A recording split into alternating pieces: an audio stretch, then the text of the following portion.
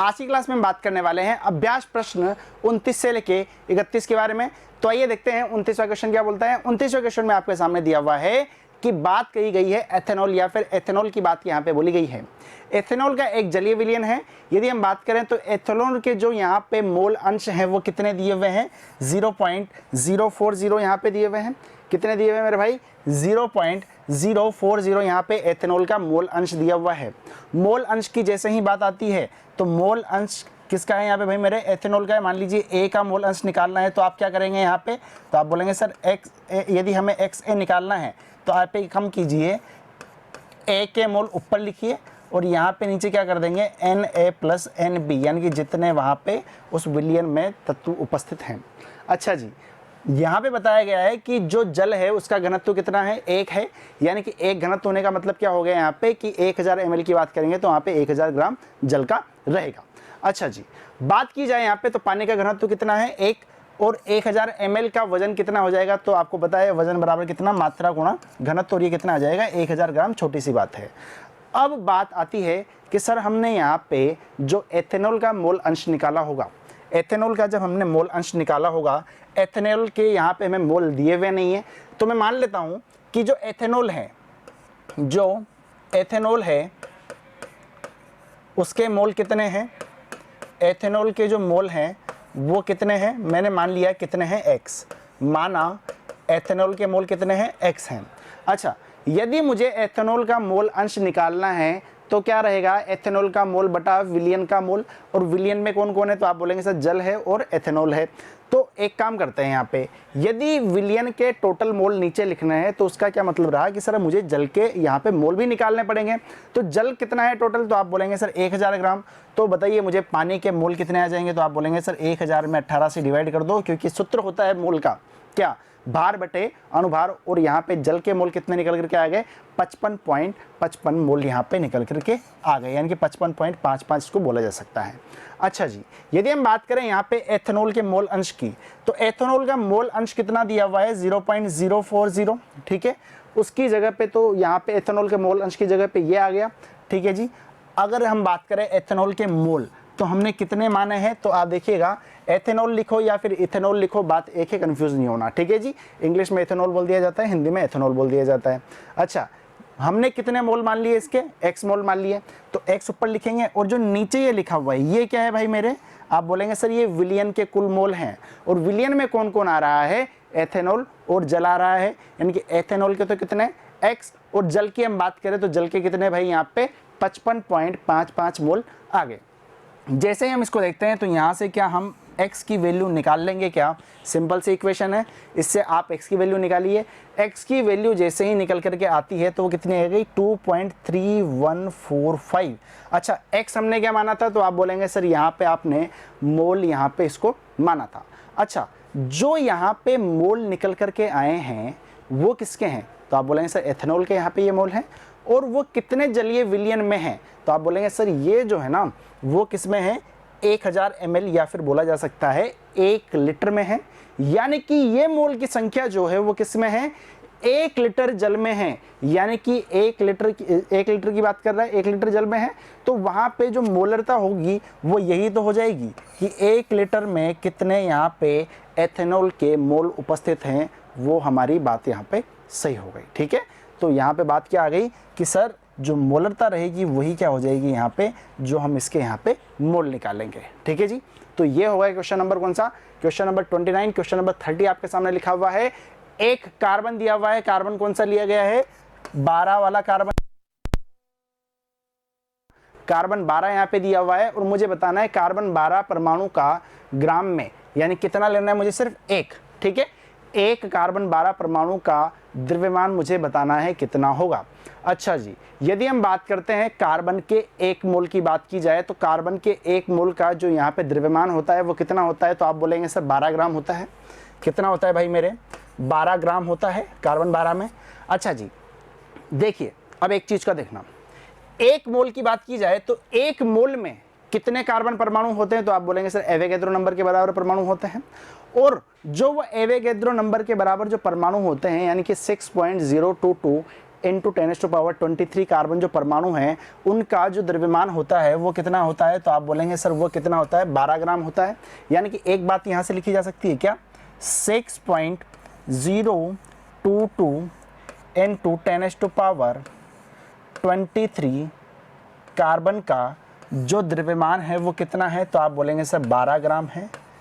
अच्छा जी, लेकिन मुझे कितने का निकालना है, एक एटम का निकालना है, 1 एटम ऑफ कार्बन।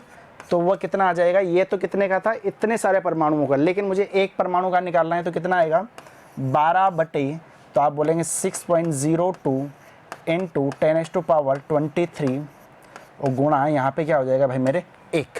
ठीक है, पक्की बात है। अच्छा जी, आप देख पा रहे होंगे यहाँ पे भी सेम ही चीज़ लिखी हुई है, ये एक ऊपर गुणा में है, ये इस प्रकार से लिखा हुआ है, जो ये वाली चीज़ है ना वो इस प्रकार से लिखी हुई है, 12 बटा 6.02 इंटू 10⁻23 और गुणा में क्या आ गया यहाँ पे 1 आ गया।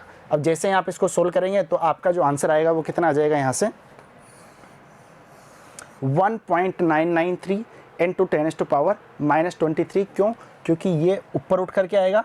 ठीक है, यहाँ पे कितना लिखा हुआ है 10⁻23, जब ऊपर इसको लेकर के आएंगे तो ये कितना हो जाएगा, यहाँ पे माइनस में पावर इसकी हो जाएगी और इसको इससे काटेंगे तो कितनी बार कटेगा, ये 1.993 टाइम्स ये कट जाएगा। यानी कि बात कही जाए तो ये किसका यहाँ पे वजन आ गया, तो आप बोलेंगे सर ये एक एटम ऑफ कार्बन का यहाँ पे द्रव्यमान आ गया। यानी कि एक कार्बन का जो द्रव्यमान है, एक एटम का जो द्रव्यमान है वो कितना आ गया, 1.993 इंटू 10⁻23 कार्बन आ गया।